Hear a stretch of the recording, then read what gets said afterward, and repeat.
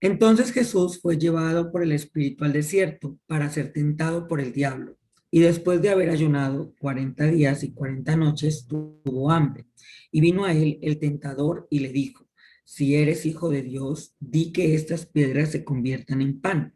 Y él respondió y dijo, escrito está, no solo de pan vivirá el hombre, sino de toda palabra que sale de la boca de Dios. Entonces el diablo le llevó a la santa ciudad y le puso sobre el pináculo del templo y le dijo, si eres hijo de Dios, échate abajo, porque escrito está, a sus ángeles mandará acerca de ti y en sus manos te sostendrán para que no tropieces con tu pie en piedra. Jesús le dijo, escrito está también, no tentarás al Señor tu Dios. Otra vez le llevó el diablo a un monte muy alto y le mostró todos los reinos del mundo y la gloria de ellos. Y le dijo, todo esto te daré si postrado me adorares. Entonces Jesús le dijo, vete Satanás, porque escrito está, al Señor tu Dios adorarás y a él solo servirás. El diablo entonces le dejó y aquí vinieron ángeles y le servían. Bien, resulta de que uno escucha mucho hablar acerca de que el diablo nos tienta, ¿cierto? Entonces vamos a estar hablando acerca de esto el día de hoy y mirar, digamos, qué relación tiene todo esto con Jesús y por qué en realidad Jesús fue tentado.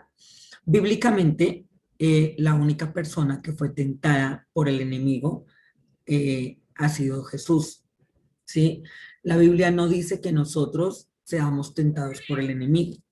Nosotros somos tentados, pero la escritura dice que de nuestras propias concupiscencias. O sea, que la tentación en nosotros sale del corazón, de nuestro corazón. En Jesús no, porque recordemos que Jesús no nació con naturaleza pecaminosa, a diferencia de nosotros. Entonces, como Jesús era el Hijo de Dios, por lo tanto Jesús nació siendo santo, ¿sí? Y Jesús ya nació también con el Espíritu de Dios, de manera que Jesús tenía naturaleza divina. Nosotros nacemos con naturaleza pecaminosa según las Escrituras.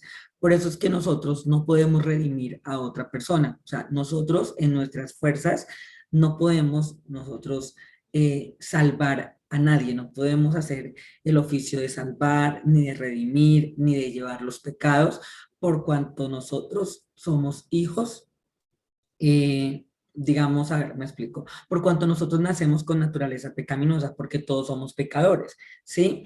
Entonces, como dice la escritura que Dios lo encerró todo bajo pecado, para que todos pudiéramos entrar en esa libertad de poder ser salvos y de poder nosotros vivir bajo la gracia. Entonces, la Biblia dice que Dios lo encerró todo bajo pecado, de manera que todos nosotros somos pecadores, excepto Jesús, porque Jesús dice la palabra que nació santo y al nacer libre de pecado, entonces vino a ser nuestro redentor y nuestro salvador. Pero si ustedes se dan cuenta, en el versículo 1, la palabra dice que fue llevado por el Espíritu al desierto para ser tentado. O sea que esto no fue algo que Jesús planeó, sino que dice que el Espíritu Santo, o sea, lo llevó al desierto. De hecho, precisamente para ser tentado por el enemigo. Y dice que después de haber ayunado 40 días y 40 noches, tuvo hambre, pues era lógico, porque había estado 40 días y 40 noches. Algo también que quiero aquí resaltar es que antes de esto, o sea, Jesús todavía no había comenzado su ministerio. Esto fue antes de comenzar su ministerio. Entonces, aquí Jesús, antes de comenzar el ministerio, lo primero que tuvo que hacer fue ayunar 40 días y 40 noches. Recordemos que en las escrituras, en el Antiguo Testamento, hubo una persona que ya había hecho esto. ¿Ustedes recuerdan quién era?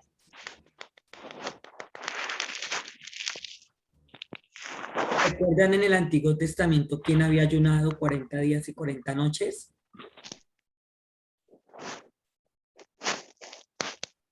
La escritura dice que fue Moisés.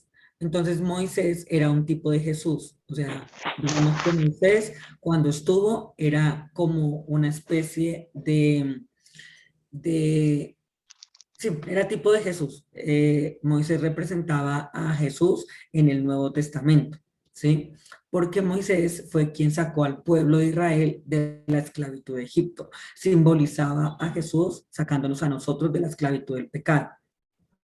Entonces, por eso que cuando Moisés predica, Moisés dice, profeta como yo os levantará el Señor, a él oiréis, y todo aquel que no oiga a aquel profeta será desarraigado del pueblo. Entonces, nuestra única esperanza, nuestra única confianza debe estar puesta en Jesús, dice la Escritura, porque él dice que se compadeció de todos nosotros y por amor, digamos que llevó nuestros pecados y no tuvimos nosotros que pagar, porque recuerden que la paga del pecado es muerte y que quien pagó nuestros pecados fue Jesús a través de su muerte. Entonces, Jesús había ayunado 40 días y 40 noches, y luego dice la palabra que tuvo hambre, y luego dice que vino a él el tentador y le dijo. Algo aquí también que es muy importante, que ayer me preguntaban y me decían, bueno, pero ¿por qué Jesús tenía que ser tentado? O sea, ¿por qué? O sea, vino a él el tentador y por qué lo llevaron a propósito al desierto para ser tentado. Esto lo vemos en el Antiguo Testamento cuando recordemos en el principio, en el Génesis, dice la Escritura que Adán no fue engañado por la serpiente. Recordemos que la que fue engañada y la que transcurrió fue Eva. El enemigo a Adán nunca lo confrontó. O sea, si ustedes se dan cuenta, siempre fue a Eva. Si quieren, vayamos en un momentico y lo repasamos, ¿sí? A ver cómo fue que sucedió todo esto. Y en Génesis, en el capítulo, creo que está en el capítulo 3, y vamos a mirar la relación entre esto y lo otro. Eso está en el capítulo 3. Entonces, en el versículo 1 vamos a estar leyendo eso. Pero la serpiente era astuta, más que todos los animales del campo, que Dios el Señor había hecho. Así que, a ver, así. Me perdí. Pero la serpiente era astuta más que todos los animales del campo que Jehová Dios había hecho, la cual dijo a la mujer, con que Dios os ha dicho, no comáis de todo árbol del huerto. Miren, si ustedes ven la relación entre Mateo capítulo 4, el enemigo le pregunta a Jesús con la palabra, le dice, escrito está, ¿no? O sea, perdón, y le dijo, si eres hijo de Dios, lo primero que le pregunta es, si eres hijo de Dios, di que estas piedras se conviertan en pan. O sea, le pidió hacer milagros para corroborar que era el hijo de Dios, o sea, para que le demostrara que él era el hijo de Dios. Entonces Jesús lo que se dio cuenta es que él no necesitaba demostrarle nada a nadie, porque en realidad él era el hijo de Dios.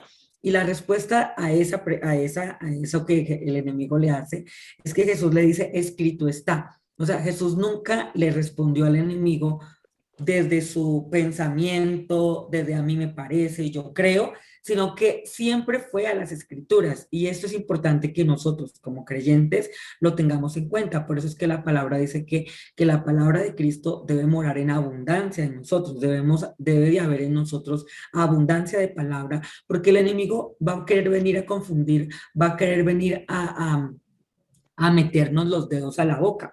Y entonces Jesús responde, escrito está, no solo de pan vivirá el hombre, sino de toda palabra que sale de la boca de Dios.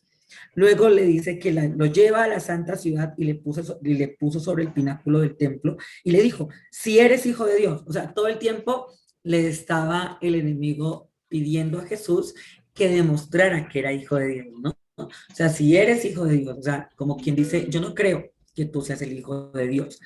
Y aquí es también importante porque muchas personas van a venir como a poner entredicho quiénes somos y a querer como que nosotros argumentemos si somos hijos de Dios o lo que sea que la gente quiera argumentar para desestabilizar esa fe que Dios ha puesto en nosotros. Y muchas veces nosotros perdemos el tiempo con personas queriéndoles demostrar algo que ellas no están interesadas en ni en creer, ni en aprender, ni en recibir. Y esto lo aprendí no hace mucho. Y entonces dice Jesús, o sea, vuelve el enemigo y le saca la palabra, porque cuando le dice, escrito está, o sea, como primero lo que le dijo no estaba escrito, no le funcionaba, entonces luego dice, escrito está, a sus ángeles mandará acerca de ti y en sus manos se sostendrán para que no tropieces con tu pie en piedra.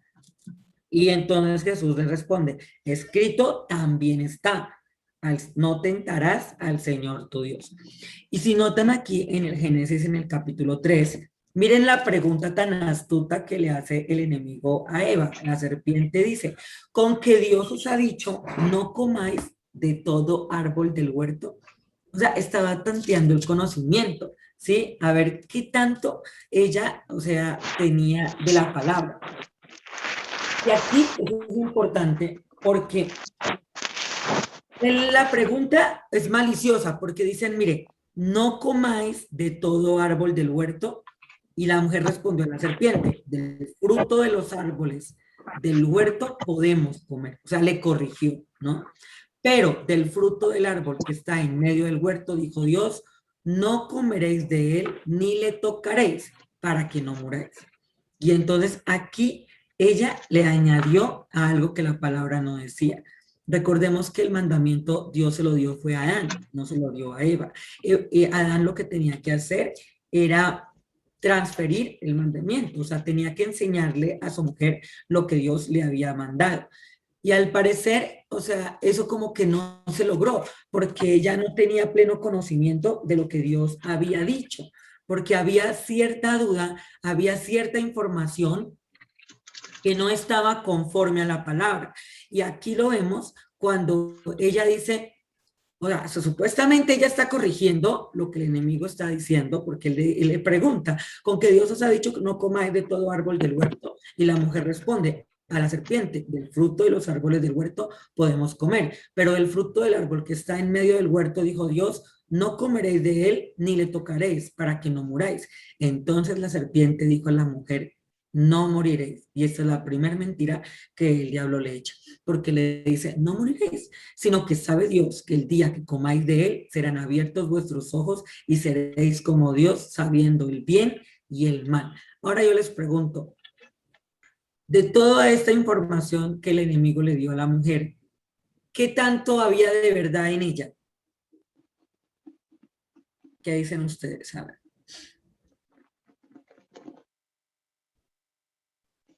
Pues Porque que miren, el bien y el mal, porque pues eso sí, ellos después quedaron como con esa vergüenza y tuvieron como conciencia de eso, ¿no?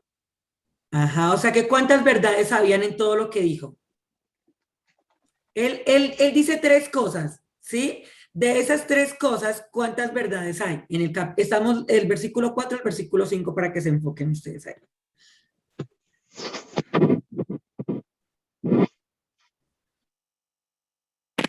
¿Dos? Dos, ajá.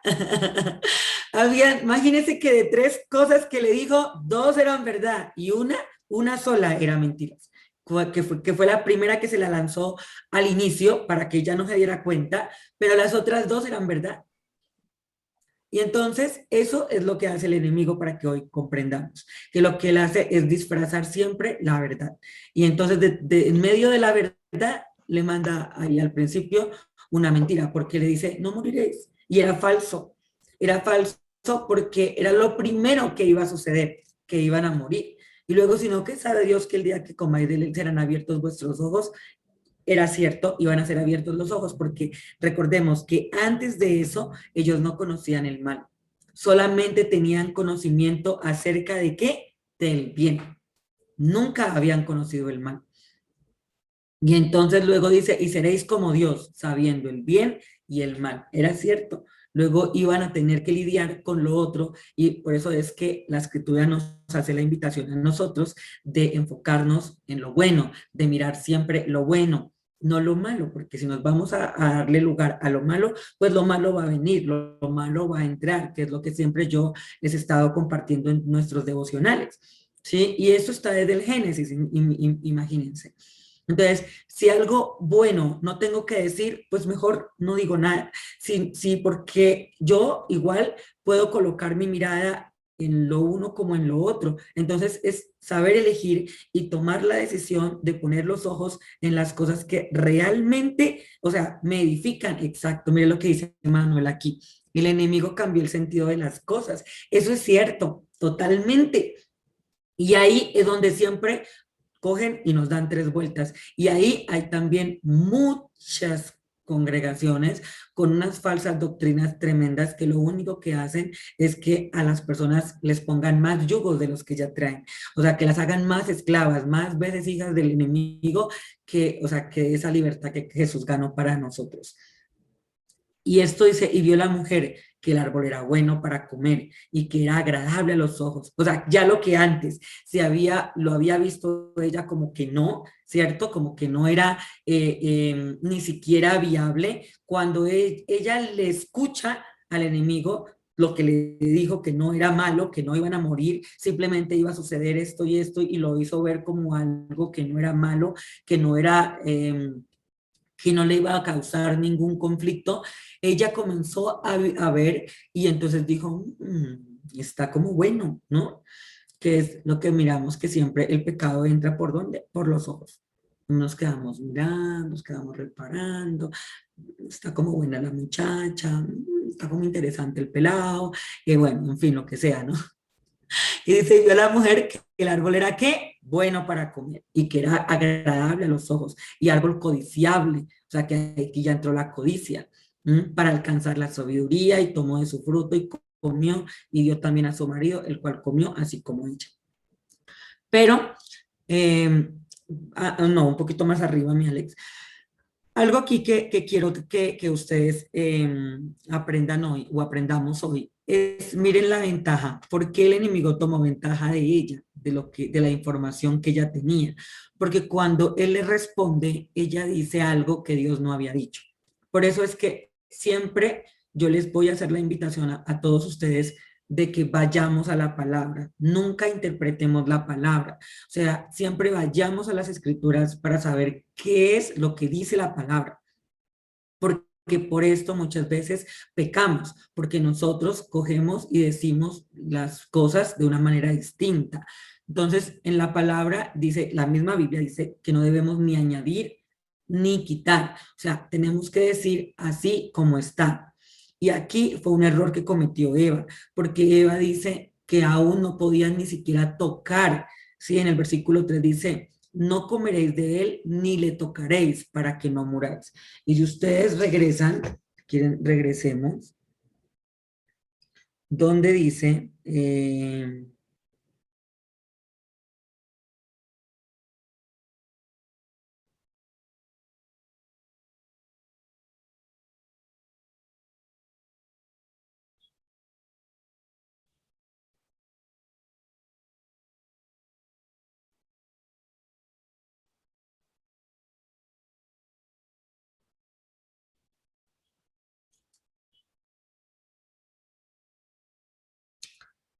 bueno, el asunto es que cuando Dios le da a Adán, eh, está en el versículo 9, en el capítulo 2 del versículo 9, y Jehová Dios hizo nacer de la tierra todo árbol delicioso a la vista y bueno para comer, también el árbol de vida en medio del huerto y el árbol de la ciencia del bien y del mal. ¿Sí ven? O sea que ya desde antes Dios lo había hecho ese árbol. Y ese árbol, en realidad, o sea, ellos lo único que no tenían que hacer era comer del fruto del bien y del mal. O sea, lo podían tocar, podían jugar al lado de él. Lo único que no tenían que hacer era comer del fruto. Porque dice que cuando ellos comieran del fruto, el pecado entraría en ellos. Y por eso es que después de que ella le da a Adán, su marido, dice que ahí son abiertos los ojos de los dos, ¿sí? Entonces, por eso es importante que nosotros tengamos en cuenta qué es lo que dice Dios. Siempre vayamos a la palabra. Venga, ¿qué dice Dios en cuanto a esto? ¿Qué opina Dios en cuanto a aquello? Y aquí el enemigo es muy astuto porque si ustedes ven en Mateo en el capítulo 4, la palabra dice que Jesús le respondía con la palabra al enemigo. O sea, el enemigo le sacó Biblia, pero Jesús también, o sea, con la Biblia le contrarrestó las palabras del enemigo. No sé si ustedes logran entender esto, si no pueden levantar la mano, porque sé que esto es algo, digamos, un poco complejo, pero lo que les quiero mostrar es que muchas veces el enemigo saca la misma palabra para aplicarla a cosas que realmente, o sea, no tienen sentido, no cabe, ¿sí? Porque miren lo que dice en el versículo 5. Entonces el diablo le llevó a la santa ciudad y le puso sobre el pináculo del templo y le dijo, si eres hijo de Dios, échate abajo, porque escrito está, a sus ángeles mandará acerca de ti y en sus manos te sostendrán para que no tropieces con tu pie en piedra. ¿Saben dónde estaba eso? Eso está en el Salmo 91. Y era una promesa para el Hijo de Dios, para que lo tengamos en cuenta. El Salmo 91 era una promesa que Dios había puesto para el Hijo de Dios, para cuando el Mesías viniera. Ahora les voy a dar una información.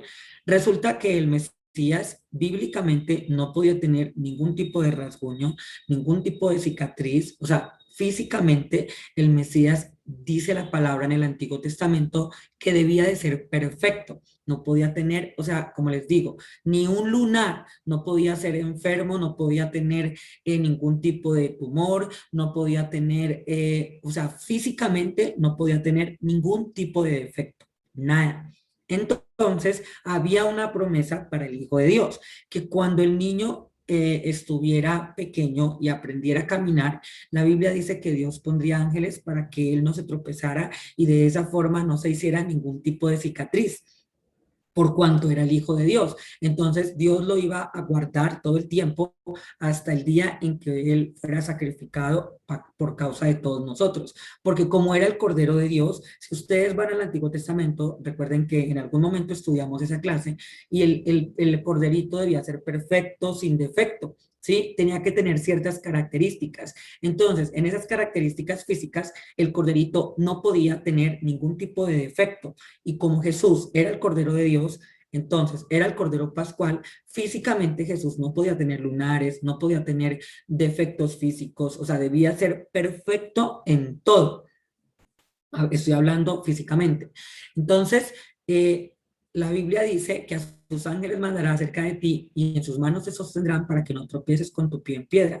Usted no se tropieza cuando se lanza de un edificio, usted se tropieza cuando va caminando. Entonces, ese versículo que el enemigo le sacó a Jesús no aplicaba.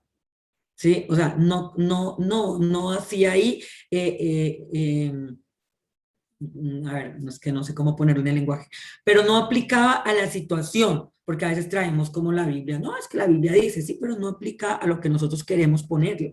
Entonces, en eso tenemos que ser cuidadosos, ¿sí? Porque cuando el enemigo nos ve usando la palabra de manera incorrecta, toma ventaja sobre nosotros, porque lo que está mostrando es que hay un desconocimiento. Y cuando hay ese desconocimiento, el que conoce lleva la ventaja, porque el que conoce puede aprovecharse de su desinformación y pues darle en la cabeza, que es lo que nos pasa todo el tiempo. Y eso está en Oseas 4:6, cuando Dios mismo le dice al pueblo, mi pueblo perece porque le faltó conocimiento, se perdió porque le faltó conocimiento. Y esto es tan importante porque miren, de verdad se los digo con todo el amor, no creyéndome más ni creyéndome menos, porque, o sea, en Dios somos lo que somos y ya. Pero les voy a decir que si las personas tuvieran en cuenta esta palabra, ¿sí? Porque por causa de la desinformación de Eva, nosotros vinimos a pagar cantidad de cosas, porque la Biblia dice que el pecado entró al mundo por un hombre y luego el pecado pasó a todos los hombres y luego que todos somos pecadores. Entonces, nosotros muchas veces no tenemos en cuenta que es muy importante saber de quién estamos oyendo, o sea, quién nos está a nosotros edificando, porque si la persona, el conocimiento que trae las escrituras es errado, pues nosotros vamos a estar errados, porque si la persona, el conocimiento que trae las escrituras es nulo, pues así mismo va a estar yo. ¿Sí? Y es importante eso y nosotros muchas veces nos metemos a escuchar cualquier persona, o sea, no le estamos prestando la debida atención si lo que nos están diciendo, nos lo están diciendo conforme a la palabra o nos la están interpretando.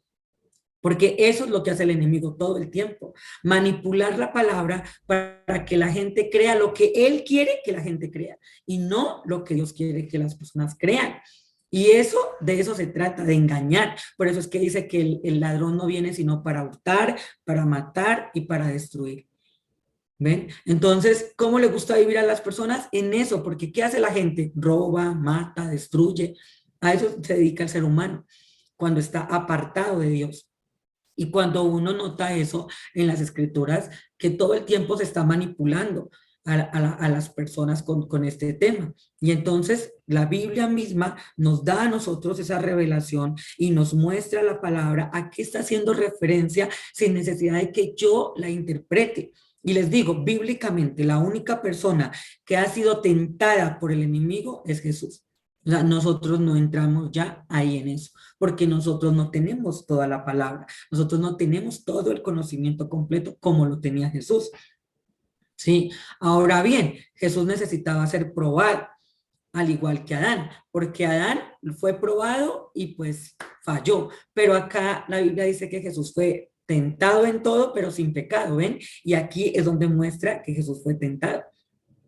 De manera que Jesús no pecó, porque Jesús siempre respondió con la palabra, escrito está, escrito está. O sea, no respondió, no, pues a mí me parece o yo creo, no. Él dijo, sí, pero escrito también está. Al Señor tu Dios adorarás y a Él solo servirás. Luego le dice, no, pero escrito también está, no solo de pan vivirá el hombre. Y por eso yo siempre les digo, cuando ayunamos, miren, cuando ayunamos nosotros no aguantamos hambre, porque la escritura dice que no solo de pan vivirá el hombre, sino de toda palabra que sale de la boca de Dios. Entonces, si estamos comiendo palabra, si estamos en oración, si estamos ahí en ese alimento espiritual, pues eso nos está llenando y eso nos fortalece.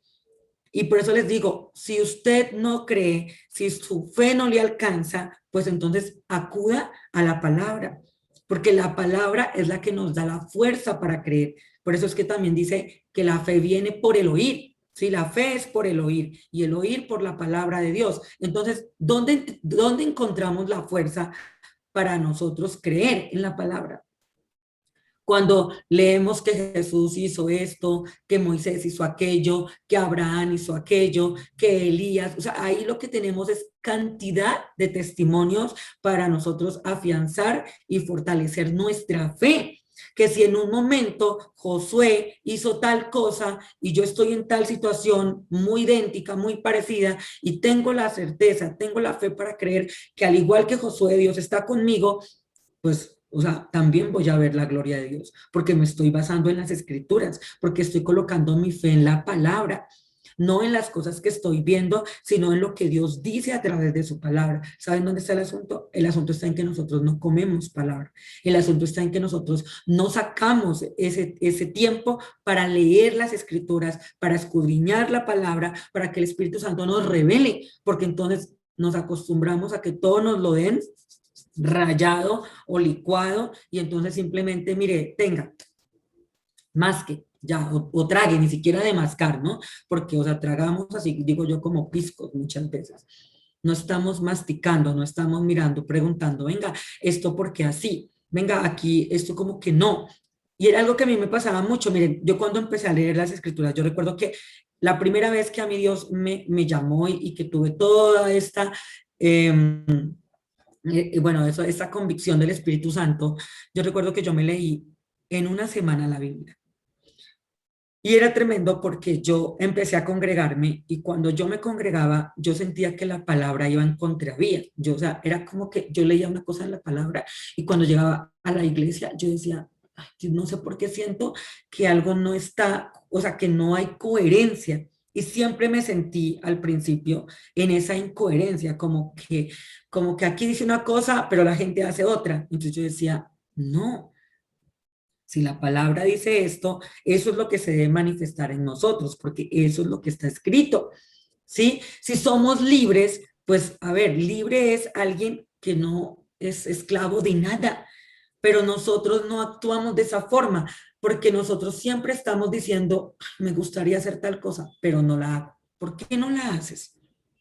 Y no es para que me respondas a mí, ¿no? ¿Por qué no la haces? Entonces ahí viene una cantidad de respuestas a usted.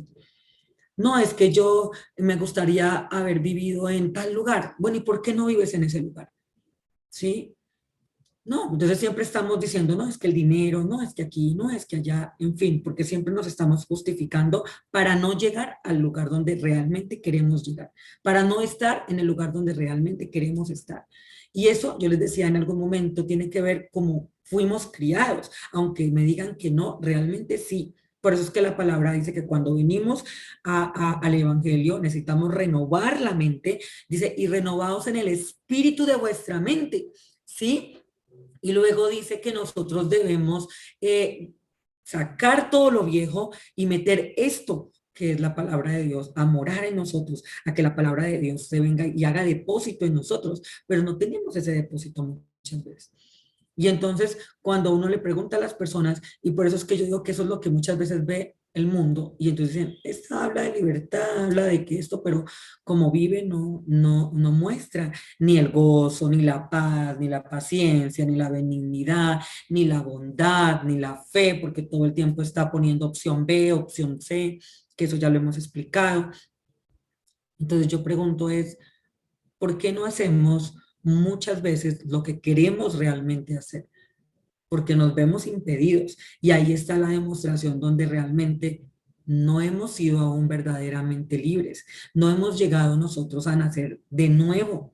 Porque aunque nosotros creemos que sí, muchas veces, vuelvo y le digo, el resultado de eso es muy distinto. Y me baso es en los resultados, ¿no? Aquí no estoy juzgando nada, simplemente es lo que mostramos. Entonces, qué importante es que nosotros tengamos en cuenta eso para que nosotros no seamos engañados, para que nuestros sentidos no sean engañados, para que tengamos en cuenta que Dios de verdad quiere para todos nosotros que seamos verdaderamente libres, que haya esa plenitud, porque si así fuera, pues entonces no diría que el gozo del Espíritu, perdón, que el fruto del Espíritu es el gozo, la paz, porque entonces Dios está de acuerdo en que vivamos en conflicto todo el tiempo, en que vivamos amargados y tristes. Aún la palabra dice que ninguna raíz de amargura brote en nosotros, imagínense. O sea, dicen, ojo con eso. O sea, no tengan ninguna raíz de amargura, no tengan razones para estar tristes porque de verdad no la tienen. Si ustedes notan, envía a mi hijo. Mi hijo hizo todo lo que tenían ustedes que hacer, lo hizo él. Ahora ustedes entran a disfrutar de todo lo que mi hijo ganó para todos ustedes. Pero eso también nos cuesta, porque de niños que nos decían, no, es que usted no se lo ha ganado, ¿sí? No crea que las cosas son gratis, hay que sudarlas, hay que ganarlas. Se lo come, porque eso es lo que hay y se lo come, porque usted no hace aquí lo que se le dé la gana, usted no hace lo que quiera. Entonces crecimos con una programación, o sea, totalmente contraria a la voluntad de Dios, porque cuando crecemos ni siquiera nos damos el permiso, porque decimos nosotros mismos, no me lo merezco, pues me tocó esto, me toca comerme esto porque es lo que hay. Y nos vemos todo el tiempo obligados a hacer cosas que en realidad no queremos. Y cuando venimos a la palabra, nos cuesta ponernos la palabra. Claro, ¿por qué nos cuesta? Porque es algo totalmente nuevo, contrario a todo lo que nosotros hemos venido haciendo durante toda nuestra vida. Y ahí es donde él toma ventaja porque nos falta ese conocimiento, porque aún al conocimiento que traemos nos hace falta más conocimiento, pero como les digo, la sabiduría está en aplicar el conocimiento. Usted es sabio cuando usted puede poner en práctica lo que aprendió, porque si no, simplemente se quedó ahí y se hizo oidor solamente, y pues ahí no pasa nada. Pero cuando nosotros nos ponemos el Evangelio, cuando ponemos en práctica lo que la Biblia dice, eso ya es otro asunto. Porque usted ya se vuelve testigo del poder de Dios, porque usted ya se vuelve realmente, ¿cómo le llamaríamos a esto así? No, sí, testigo del poder de Dios. Nosotros nos hacemos testigos del poder de Dios, somos esa evidencia. Y cuando las personas nos van a ver, pueden decir, oiga, ¿de verdad? Conozco una persona que de verdad, o sea, puedo ver a Dios en esa persona, puedo ver el amor de Dios en esa persona, puedo ver cómo Dios provee. Soy testigo fiel de que Dios provee, de que ya no me tengo que ganar el pan con el sudor de la frente. Y con eso no estoy diciendo que no trabajemos, ¿no? Porque recordemos que el trabajo es para edificarnos, para crecer, para ayudar a otros, ¿sí? Porque les digo, todo aquel que hace algo y no ayuda a otras personas, o sea, muy triste, porque todo se basa en que nosotros realmente podamos servir a los demás, que podamos estar nosotros en ese sembrar, en ese ayudarnos mutuamente, en el edificarnos, en el amarnos, ¿sí? En el poder estar para el otro y que el otro pueda estar para mí, porque somos parte de un gran todo, digo yo. O sea, todos hacemos parte de todos. Entonces, siempre vamos a necesitar de la otra persona. Pero aquí para aclararles, bíblicamente, la única persona que ha sido tentada por el enemigo fue Jesús. Nosotros no somos tentados por el enemigo. Nosotros somos tentados, o sea, por nuestras propias concupiscencias. Quiero que vayamos también, vamos a estar también buscando, ¿dónde dice la escritura esto?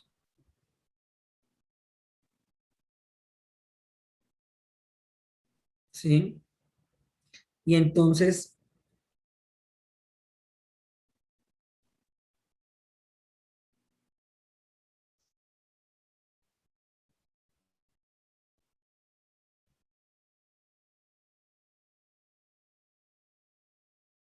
Santiago capítulo 1, vamos a hablar en el libro de Santiago, en el capítulo 1, el versículo 13.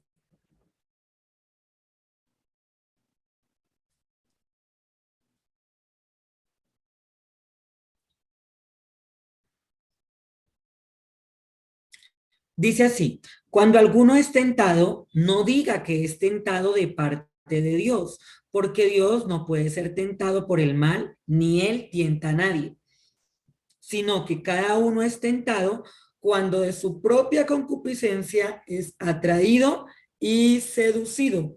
Entonces, la concupiscencia, después que ha concebido, da a luz el pecado, y el pecado, siendo consumado, da a luz la muerte. ¿Sí ven? Amarilla del fuego, la yema del fuego. Entonces, dice que cada uno es atraído y seducido de su propia concupiscencia. Vamos a ver qué dice acá en esta otra versión. Dice que nadie al ser tentado diga, es Dios quien me tienta, porque Dios no puede ser tentado por el mal, ni tampoco tienta él a nadie. Todo lo contrario, cada uno es tentado cuando sus propios malos deseos lo arrastran y seducen. Luego, cuando el deseo ha concebido, engendra el pecado, y el pecado, una vez que ha sido consumado, da a luz la muerte. También en otro pasaje dice, que no recuerdo ahorita la cita, pero dice que nosotros, dice que no nos ha sobrevenido ninguna tentación que no sea humana, ¿sí? Lo cual quiere decir que las tentaciones vienen de nosotros, de nuestra humanidad, porque nos gusta. Entonces, como nos gusta, pues ahí es donde recurrimos a lo que nos gusta, pero nótese que nos gusta. ¿A quién le obligan a ir a tomar? A nadie. ¿A quién le obligan a ir a la discoteca? ¿A quién le obligan a irse a fumar un cigarro? A nadie. Todo el mundo hace lo que hace porque le gusta, eso es todo. Y eso es lo que dice. Si a una persona le gusta el chocolate, pues va a comer chocolate. Si le gusta, pues va a comer lo que le guste realmente.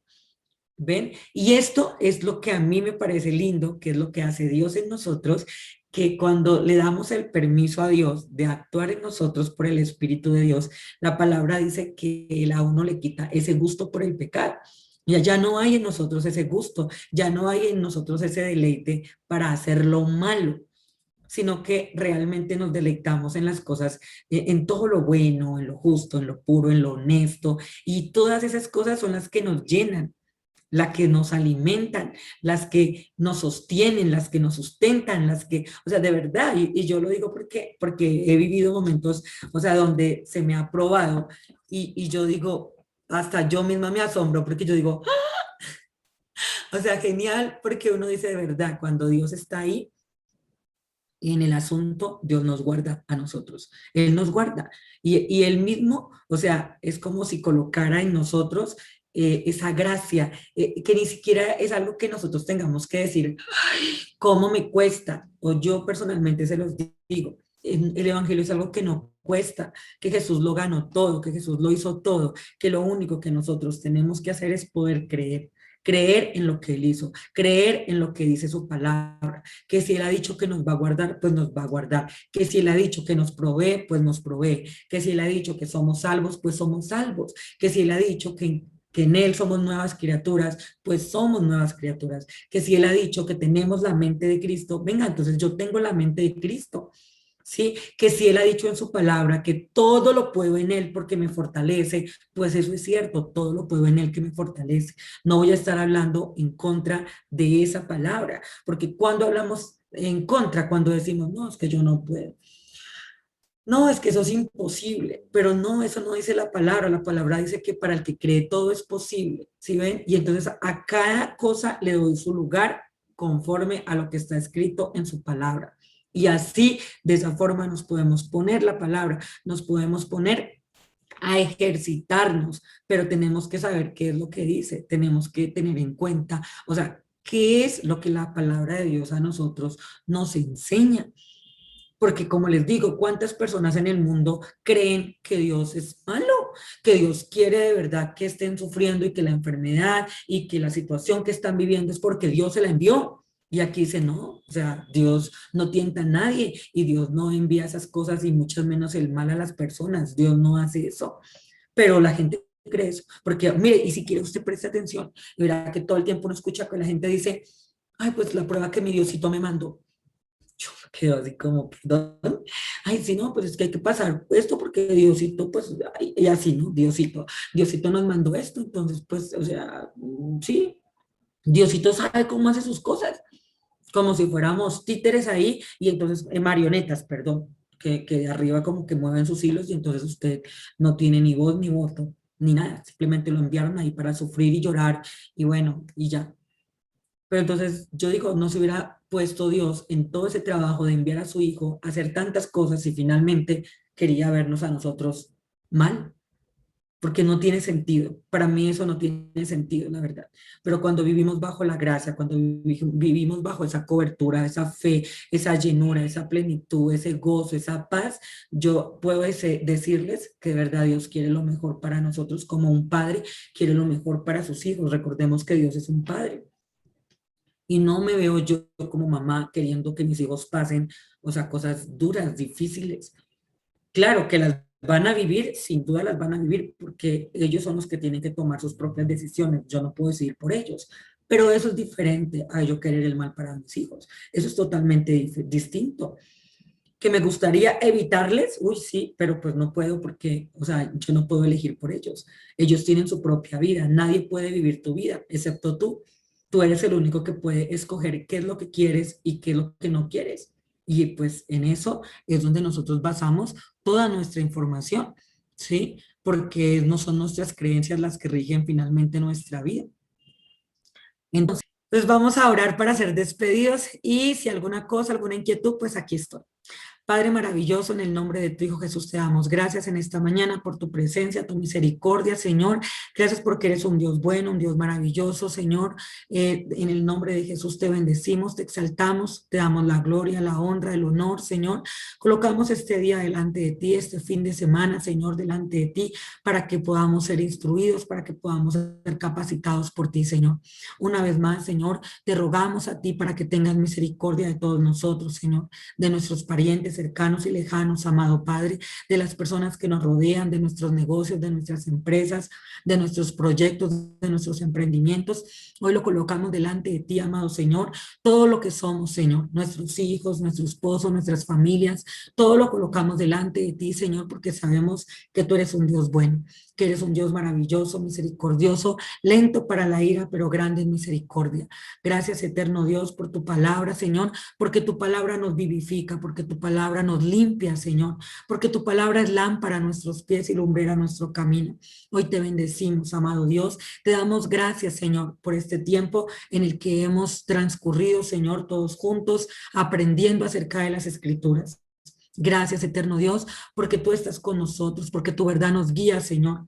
Gracias porque tú nos muestras, porque tú nos enseñas el camino, Señor. Gracias porque en ti, únicamente en ti está la salvación y la vida eterna. Gracias porque delante de ti somos redimidos, somos perdonados, somos justificados, amado Señor. por medio de la muerte, por medio de la vida, Señor, por medio de la resurrección de tu Hijo Jesús. Gracias, eterno Dios, porque la sangre de Jesucristo, tu Hijo, nos limpia de todo pecado, Señor. Gracias porque hoy somos perdonados. Gracias porque hoy somos redimidos, amado Padre. Gracias por tu gloria, Señor, porque tu gloria se manifiesta en nuestra vida, Señor. Hoy te pedimos, Padre, que seas tú teniendo misericordia, Señor, sanando a los enfermos, Padre. Hoy te oramos por todos los enfermos que hay en nuestra nación, Señor, por todas aquellas personas que están en un hospital, en una cama, Señor, aún en sus casas, Dios, con dolores, Padre Celestial. Erradica toda enfermedad, erradica todo dolor, toda tristeza, toda aflicción del corazón de las personas, Señor. Hoy intercedemos, hoy rogamos por los enfermos, Señor.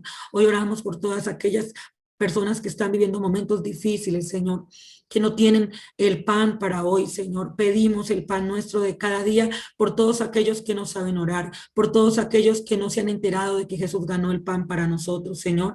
Pedimos el pan nuestro, Señor, para todas las personas, amado Dios, que no tienen que comer el día de hoy y que no saben pedir, Señor. Pedimos el pan para nosotros también, Señor.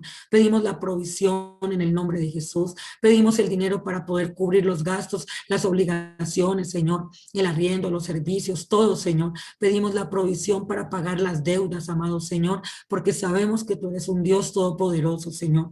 Hoy oro por las personas que tengan deudas en los bancos, Señor, por las personas que estén pidiendo un milagro, Señor. Oro en el nombre de Cristo Jesús, Señor. Y te pido en el nombre de Cristo que seas tú, Señor, sanando, que seas tú, Señor, desde ya, Señor, obrando ese milagro a favor de todo aquel que lo necesite en este día, Señor. Obra, Señor, en el nombre de Jesús, Dios Todopoderoso, obra, amado Padre, en el nombre de Cristo, Señor, ese milagro, Señor, ese milagro financiero, ese milagro físico, Señor, en lo que sea que se necesite, Padre.